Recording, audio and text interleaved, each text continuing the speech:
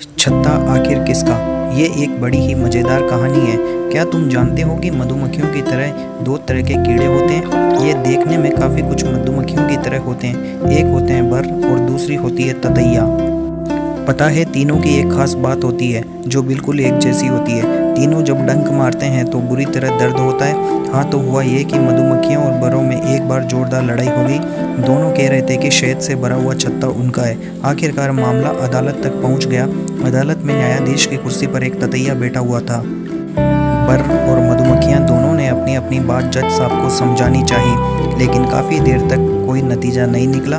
तब आसपास के कीड़ों और पक्षियों को गवाही देने के लिए बुलाया गया। उन्होंने बस इतना ही कहा, साहब, हमने पीले और भूरे रंग के कीड़ों को छत्ते के अंदर जाते और बाहर आते देखा है। बस इससे ज़्यादा हम कुछ नहीं जानते। लेकिन इस गवाही से तो बात और उलझ गई, क्योंकि मधुमक्खियाँ और बर्रे दोनों ही पीली और बुरी होती है। जब बहुत देर तक कोई नतीजा नहीं निकला तो रानी मधुमक्खी से रहा नहीं गया। वह बोली, श्रीमान, हम मधुमक्खियों और इन बरों को एक और छत्ता बनाने को कहा जाए। जो अच्छा छत्ता बनाएगा और बढ़िया शहद से उसे भर देगा, उसी को इस छत्ते का भी मालिक मान लिया जाएगा। ततैया जी को बात अच्छी लगी। उन्होंने दोनों पक्षों से पूछा कि क्या वे इस प्रतियोगिता के लिए तैयार हैं। मधुमक्खियां तो तुरंत तैयार हो गई, लेकिन बरों ने प्रतियोगिता में हिस्सा लेने से साफ मना कर दिया।